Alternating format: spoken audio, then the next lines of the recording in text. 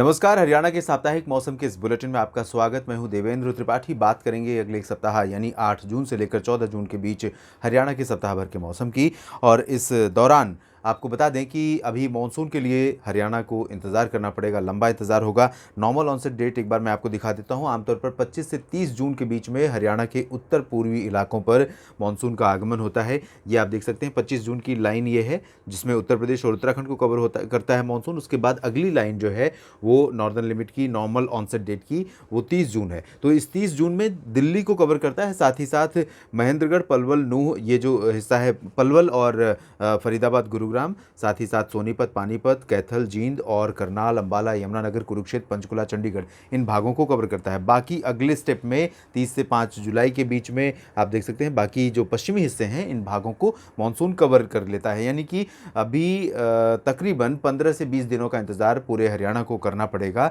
Monsoon के आगमन के लिए, 20 से 25 दिनों का।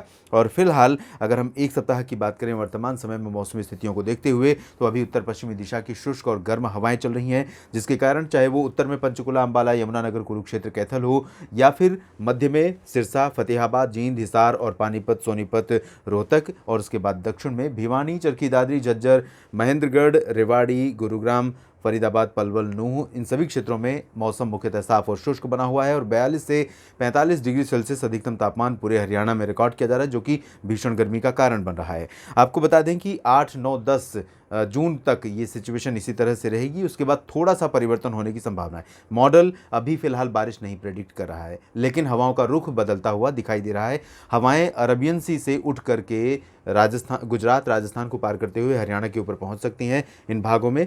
और इस वजह से 11 जून से लेकर 14 जून के बीच में मेरा अनुमान यह है कि हवाओं का रुख बदल रहा है, थोड़ा सा मॉइस्चर फीड हो रहा है और गर्मी ऑलरेडी यहाँ पर रहेगी। तो ऐसे में कुछ इलाके ऐसे हो सकते हैं जहाँ पर बादल गरजने वाले बन सकते हैं, और जब गरजने वाले बादल बनेंगे तो जाहिर है उनका मूवमेंट रहेगा, मूवमेंट होगा। अगर बादल यहाँ पर राजस्थान के ऊपर डेवलप होते हैं, मध्य में या कहीं भी, तो आगे मूव करेंगे। तो चरखी दादरी, झज्जर और भिवानी, महेंद्रगढ़, पलवल, नूह, इन भागों में कहीं कहीं पर रोहतक, साथ ही साथ हिसार, फतेहाबाद, सिरसा, जींद, पानीपत, इन हिस्सों में आंधी तूफान के साथ थोड़ी बहुत बारिश की संभावनाएं बन सकती हैं। और अगर ये बादल राजस्थान पर डेवलप होने के बाद राजस्थान पर बारिश नहीं देते हैं, आगे मूव कर जाते हैं हरियाणा के ऊपर, तो जाहिर है हरियाणा के ऊपर बारिश हो सकती है। कई बार ये भी हो सकता है कि बादल आगे मूव कर जाएं और बारिश ना हो। डिपेंड करता है कि क्लाउड की हाइट क्या है, इस पर डिपेंड करेगा कि वो किस इलाके तक आगे बढ़ते हुए बारिश दे सकते हैं। तो इस तरह की बारिश की संभावना 11 से 14 जून के बीच में रहेगी, लेकिन ये बहुत बड़ी राहत नहीं रहेगी। हालांकि वर्तमान सिचुएशन से थोड़ा सा बदलाव ज़रूर हो जाएगा। अलग बात है कि पसीने वाली गर्मी शुरू हो जाएगी, क्योंकि जैसे ही हवा में नमी बढ़ती है वायुमंडल के ऊपर, और हमें मिलने वाली हवाएं जो सतह पर चलती हैं सरफेस विंड्स में, तो ये हवाएं तुरंत ही ह्यूमिडिटी को इंक्रीज़ कर देती हैं और टेम्परेचर भले ही कम हो लेकिन गर्मी ज़्यादा महसूस होने लगती है। तो फिलहाल इस तरह का मौसम रहेगा हरियाणा के ऊपर। अगर कुछ और बदलता है तो मैं आपको अपडेट करूंगा। बस बने रहिएगा मौसम तक चैनल के साथ। धन्यवाद।